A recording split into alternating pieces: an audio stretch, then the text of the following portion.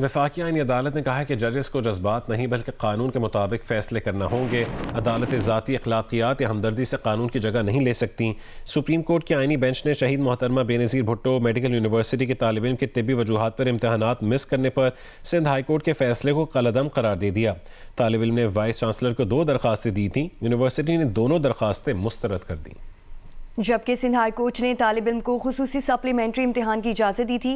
वफाकी आईनी अदालत ने करार दिया कि कानून, ज़ाब्ते या रेगुलेशन में खुसूसी या सुपर सप्लीमेंट्री इम्तिहान की इजाज़त मौजूद नहीं है। अब्दुल क़य्यूम सिद्दीकी मज़ीद तफसीलात उनसे हासिल करते हैं। अब्दुल क़य्यूम सिद्दीकी बताएगा क्या तफसीलात हैं इस समाअत की? ये मुकदमा है जो कि सिंध यूनिवर्सिटी के एक तालिब इल्म थे जो इम्तिहान में नहीं बैठ सके थे, जिसको हाई कोर्ट ने स्पेशल सुपर सप्लीमेंट्री इम्तिहान की जो है वो इजाजत दी थी। इसका तफसीली फैसला जो है वो जारी किया और जस्टिस आमिर फारूक ने ये फैसला जारी किया है और इसमें लिखा है कि जजेस को जज्बात नहीं, कानून के मुताबिक फैसले करने होंगे। अदालतें ज़ाती अखलाकियात या हमदर्दी से कानून की जगह नहीं ले सकती। और इस हवाले से अदालत ने जो सिंध हाई कोर्ट का फैसला कलअदम करार दिया है, अदालत का ये कहना था कि सिंध हाई कोर्ट ने तालिब इल्म को स्पेशल सुपर सप्लीमेंट्री इम्तिहान की इजाजत दी थी, जो कानून, ज़ाब्ते या रेगुलेशन में स्पेशल सुपर सप्लीमेंट्री इम्तिहान की इजाजत मौजूद नहीं है। अदालत ने अपने इस फैसले में मजीद लिखा कि हाई कोर्ट हमदर्दी या ज़ाती एहसासात की बुनियाद पर हुक्म जारी नहीं कर सकती। अदालती फैसलों की बुनियाद ज़ाती अकायद या सियासी हकायक नहीं बन सकते। वफाकी आईनी अदालत के जस्टिस आमिर फारूक ने अपने इस फैसले में यह भी तहरीर किया है कि अदालती साख जज्बाती फैसलों पर नहीं बल्कि कानून पर अमल में मौजूद है और जजेस को कानून के मुताबिक बिला खौफ व इम्तियाज इंसाफ करना होता है। वफाकी आईनी अदालत ने अपने इस फैसले में लिखा कि पाकिस्तान अफराद नहीं बल्कि आइन के तहत चलने वाली रियासत है। जी, बहुत शुक्रिया अब्दुल क़य्यूम सिद्दीकी आपका।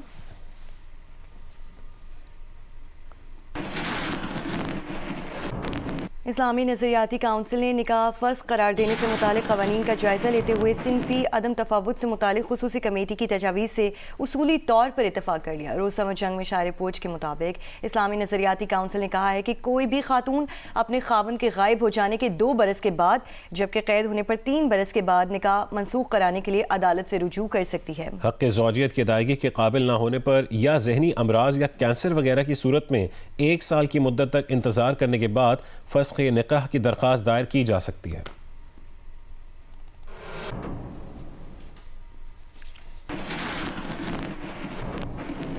और वज़ीर आला पंजाब लाहौर भाटी गेट में मैन होल में गिरकर जाँ बहक होने वाली खातून के शौहर गुलाम मुर्तज़ा पर तशद्दुद पर शदीद बरहम, जिसके बाद गुलाम मुर्तज़ा पर तशद्दुद की नौइयत का तयन करने के लिए मेडिकल कराने का फैसला कर लिया है।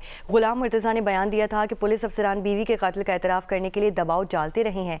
पुलिस ज़राए के मुताबिक लाहौर भाटी गेट में मैन होल में गिरकर जाँ बहक होने वाली खातून सादिया के शौहर गुलाम मुर्तज़ा पर तशद्दुद की नौइयत का तयन करने के लिए मेडिकल कराने का फैसला कर लिया गया है। मुर्तज़ा का मेडिकल पुलिस की निगरानी में शोर कोच के मकामी हॉस्पिटल में होगा। मेडिकल रिपोर्ट आने के बाद तशद्दुद करने वाले अफसरान के खिलाफ मुकदमा दर्ज होने का इम्कान है। गुलाम मुर्तज़ा ने SPCT और SHO पर तशद्दुद का इल्ज़ाम आयद किया था।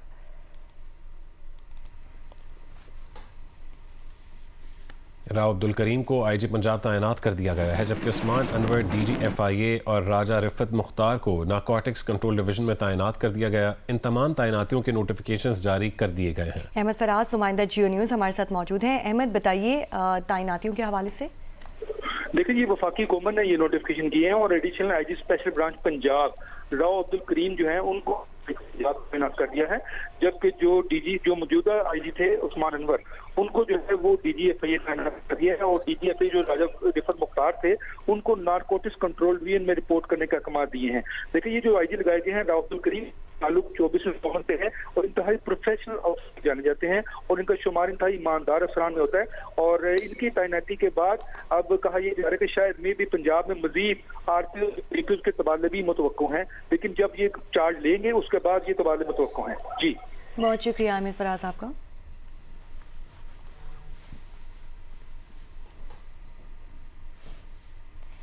अमेरिका और भारत के दरमियान तिजारती मुआहिदा तय पा गया है, जिसके तहत अमेरिका भारतीय मसनूआत पर आयद टैरिफ 50% से कम करके 18% कर देगा। व्हाइट हाउस एहलकार ने खबर एजेंसी को बताया है कि अमेरिका ने रूसी तेल की खरीदारी पर भारत पर लगाई गई इजाफी 25% सजावार ड्यूटी भी खत्म कर दी है, जबकि उसके बदले भारत रूसी तेल की खरीदारी खत्म करेगा और अमेरिका के लिए तिजारती रुकावटें खत्म करेगा। अमरीकी सदर डोनाल्ड ट्रंप ने सोशल मीडिया बयान में कहा है कि ये मुआहिदा भारतीय वज़ीर आज़म नरेंद्र मोदी से टेलीफोन गुफ्तगू के बाद तय पाया। मुआहिदे के मुताबिक भारत आइंदा तेल अमेरिका और मुमकिन तौर पर वेनेजुएला से खरीदेगा, जबकि भारत अमेरिका के खिलाफ अपने टैरिफ और नॉन टैरिफ तिजारती रुकावटों को सिफर करने की जानिब भी पेशरफ्त करेगा। सदर ट्रंप का कहना था कि भारत अमेरिका से $500 अरब से ज़ायद मालियत की तवानाई, टेक्नोलॉजी, ज़रई और दीगर मसनूआत खरीदेगा। ईरानी वज़ीर ख़ारजा को अमेरिका के साथ मुज़ाकरात की शुरू करने की हिदायत दी गई है। ईरानी सदर मसूद पेज़ेश्कियान ने तस्दीक कर दी है। सोशल मीडिया बयान में उन्होंने कहा कि इलाक़ाई दोस्त हुकूमतों की दरख्वास्तों के तनाजुर में अमरीकी सदर की मुज़ाकराती तजवीज़ पर मुस्बत जवाब देने की हिदायत दी है। वज़ीर ख़ारजा को हिदायत दी है कि साजगार, धमकियों और गैर माकूल मुतालबात से पाक माहौल में मुनसिफाना और बराबरी की बुनियाद पर मुज़ाकरात किए जाएँ। उन्होंने मज़ीद कहा है कि ये बातचीत ईरान के कौमी मफादात के दायरा कार में होगी।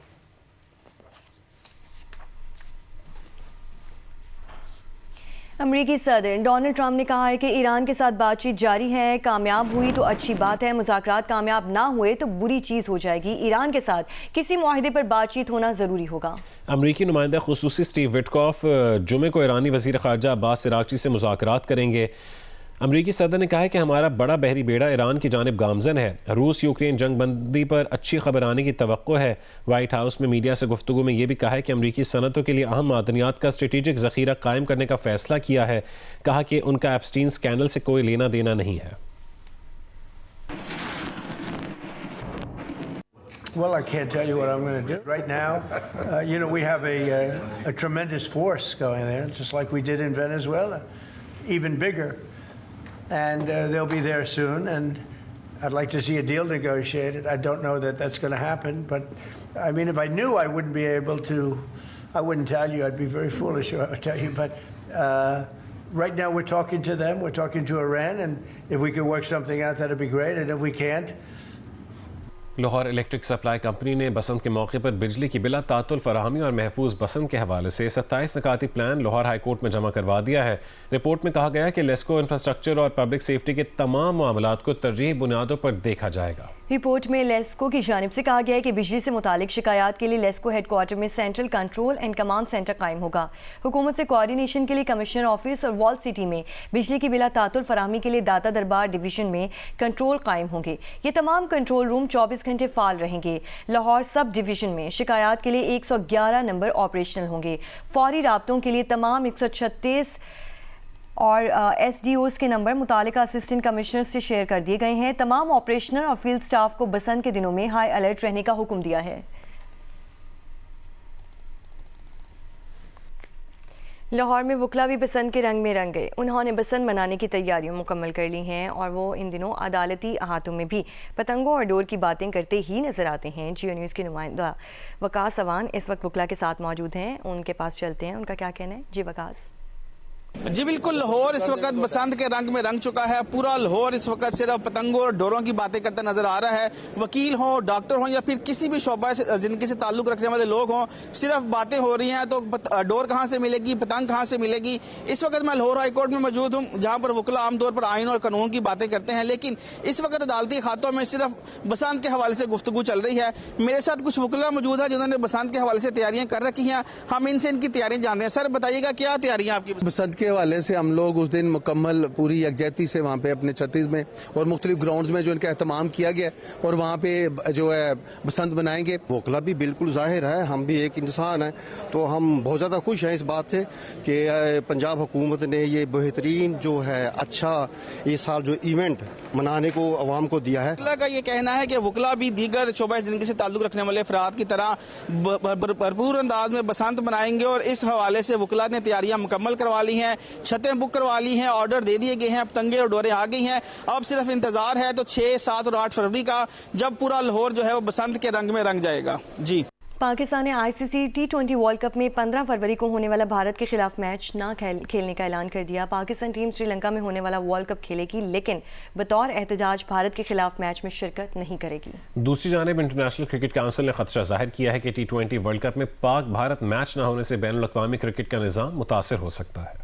PCB चेयरमैन मोहसिन नकवी और वज़ीर आज़म शहबाज शरीफ की मुलाकात के बाद हुकूमत ने ऐलान किया कि Pakistan cricket team T20 world cup में शिरकत करेगी, लेकिन 15 फरवरी को भारत के खिलाफ मैच नहीं खेलेगी। हुकूमती ज़राए का कहना है कि भारत के खिलाफ मैच न खेलने का फैसला ICC की जानिब से बांग्लादेश के मामले में जानिबदाराना किरदार अदा करने पर बतौर एहतजाज किया गया है, क्योंकि जय शाह की सरबराही में इंटरनेशनल क्रिकेट काउंसिल ने इंसाफ की धज्जियां बखेर दी हैं और उस पर एहतजाज रिकॉर्ड कराना जरूरी है। पाकिस्तानी हुकूमत के बयान पर ICC का कहना है कि ये फैसला आलमी मुकाबलों के बुनियादी उसूलों से मुताबिकत नहीं रखता। फैसला करोड़ों पाकिस्तानी शायकीन और दुनिया भर के फैंस के मफाद में नहीं है और इस फैसले का ग्लोबल क्रिकेट के इकोसिस्टम पर भी असर पड़ेगा, जो कि तमाम स्टेक होल्डर्स के मफाद में होगा। ये फैसला बैनुल-अक़वामी क्रिकेट के निज़ाम को मुतासिर कर सकता है।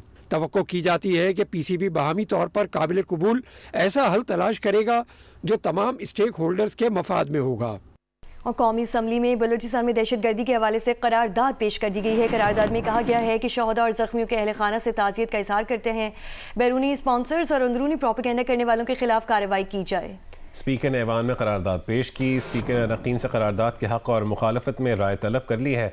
Leader of the opposition Mahmood Khan Achakzai ने एतराज़ किया कि इस करारदाद के आगाज़ में हर सूबे के वसाइल उसके अवाम के होने चाहिए।